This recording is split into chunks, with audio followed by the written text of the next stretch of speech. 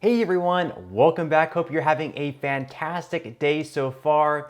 So in today's video, we have some great news for Social Security beneficiaries as a new bill has been released which would increase benefits for lots of people who are currently receiving Social Security and will receive Social Security in the future. So we're going to be going over that bill. Also, we're going to be going over some new polling data that suggests all Americans, Republicans, Democrats, and Independents, they all support increases for Social Security benefits, and we're going to be going over why that is good news and promising news for the future of Social Security and how our politicians vote on certain bills coming up in the future. But before I go ahead and dive into the main content of today's video, if you wouldn't mind helping me out real quickly by just giving this video a like, that just helps out with the good old YouTube algorithm, and also consider subscribing to my channel if you have not already. Okay, so if we go back into a time machine not all that long ago when that whole debt ceiling debacle was going on, and we thought perhaps we would end up, not being able to raise the debt ceiling on time and end up pretty much folding on our debts. Kevin McCarthy was coming out shortly after they came to an agreement saying that President Joe Biden actually walled off a lot of spending that he wanted to cut. So they only had certain areas in which they could cut. McCarthy actually wanted to cut into other areas, perhaps pull down government spending even more. But I guess Joe Biden was saying, hey, these areas are off limits. And of course, some of those areas did end up including Social Security and Medicare. So now I guess McCarthy is going to create some type of commission to look into other areas of government spending in which they can cut, not just Social Security and Medicare, but everything else. But of course, everything else does include, unfortunately, Social Security and Medicare.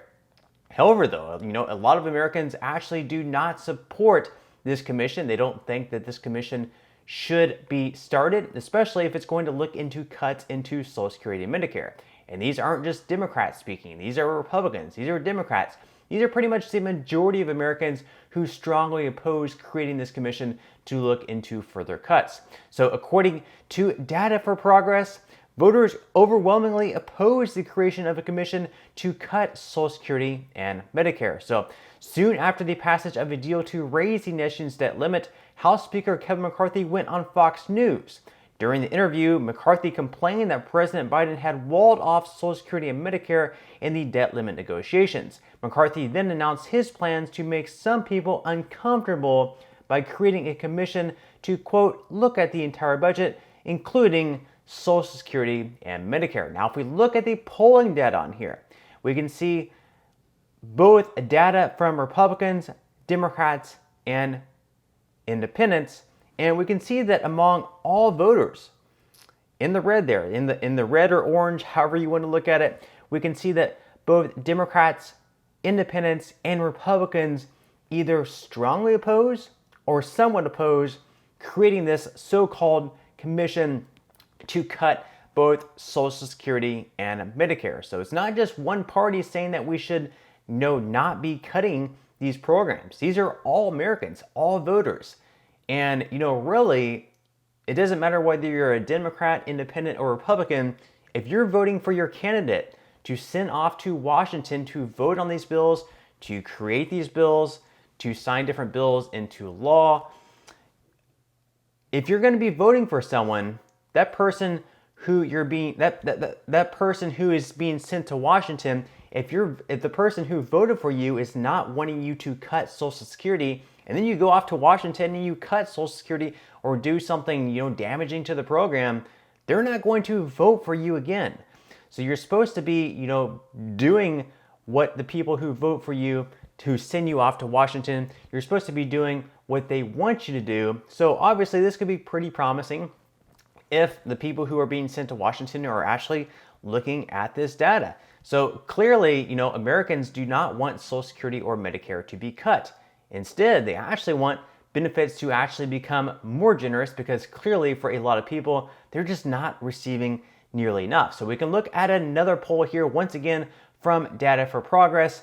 And it shows here that voters overwhelmingly support increasing or at least maintaining Social Security benefits, clearly not cutting them at all. They are not on board for cutting Social Security benefits. And once again, we can see that among Democrats, 62% of them say that the U.S. should increase Social Security benefits, and among Republicans, 54% say they should increase Social Security benefits, and pretty much none of them say that we should be cutting Social Security benefits. They're pretty much all on board, whether you're a Democrat, Republican, or independent. They are all on board for at the very least maintaining the benefits, and most of them, of course, want to see the benefits increased even more. So let me know in the comments section below what you think about all of this data. Are you against this commission to cut federal spending? Are you against this commission to perhaps look into cutting Social Security and Medicare? And what are your thoughts about increasing Social Security benefits? I'm sure most of you guys are pretty much on board with increasing Social Security benefits. A lot of what we're receiving is just not nearly enough to really get by. So let me know what your thoughts and comments are below. Now, in some other news, a bill was recently re-released, and this would do a lot for people on Social Security benefits. So unfortunately, if your spouse dies, it's a very hard time to go through. I mean, obviously, losing a loved one is an extremely difficult time, very emotionally tolling, and it's just a terrible time to go through. And not only that, not only the emotional side, but also obviously you're used to having two incomes coming in. You're getting your full 100% Social Security benefit, and then you're also getting your spouse's 100% benefit. But unfortunately, whenever they pass away, you're not getting 100% of your benefit plus 100% of their benefit. You're getting a survivor's benefit, but it's not 100% of what they're used to getting. So you're going to see a drop in your overall income, but yet your expenses are pretty much going to stay the same. I mean, you're still going to have 100% of your rent payment or 100% of your mortgage payment due. It's very hard to see that huge drop in income. So because of that, a new bill was actually created, which would actually boost the survivor's benefits by 25%. So we're going to be quickly covering that right now. So according to ThinkAdvisor, new Social Security bill boosts survivor's benefits. So Representative Linda Sanchez, a ranking member of the Ways and Means Social Security Subcommittee, has reintroduced the Protecting Our Widows and Widowers in Retirement Act to boost a surviving spouse's Social Security benefit. So the bill would help alleviate the financial burden on couples by providing the surviving spouse a benefit equal to 75% of the combined Social Security benefit received by the couple before the spouse's death, according to the National Committee to Preserve Social Security and Medicare, which endorses the bill. This would help millions of American widows who face severe financial loss resulting from the death of their spouse. Under current law, a surviving spouse can receive either a survivor's benefit up to 100% of their spouse's Social Security primary insurance amounts, or their own Social Security benefit, but not both at the same time.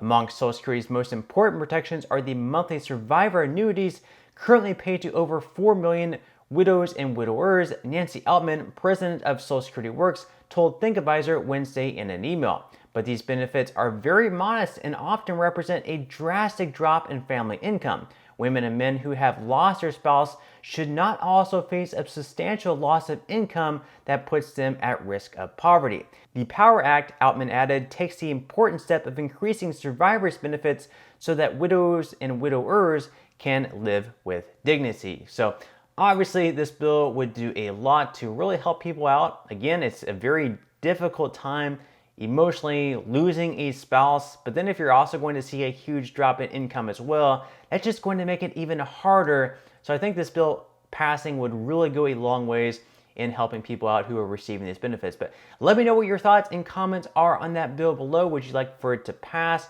Would you like for perhaps to change in other areas? Let me know what your thoughts and comments are below.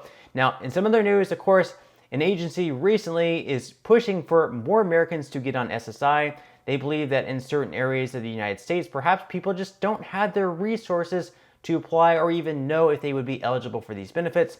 So according to Fox News, Social Security campaign aims to help more Americans claim supplemental security income.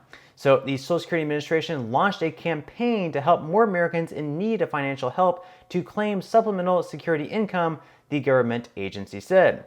So in an aim to broaden the scope of SSI's reach, the agency launched a new campaign targeting underserved communities that saw the most significant decline in SSI applications since the pandemic, and where the majority of people living in those zip codes are people of color and people living at or below the 100% federal poverty threshold, according to a press release. So we'll definitely have to see how that campaign goes, but that's all the news that we have for today's video. I certainly hope that you enjoyed. If you did, again, I would greatly appreciate if you could give this video a like. Consider subscribing to my channel if you have not already, and I will see you in the next video.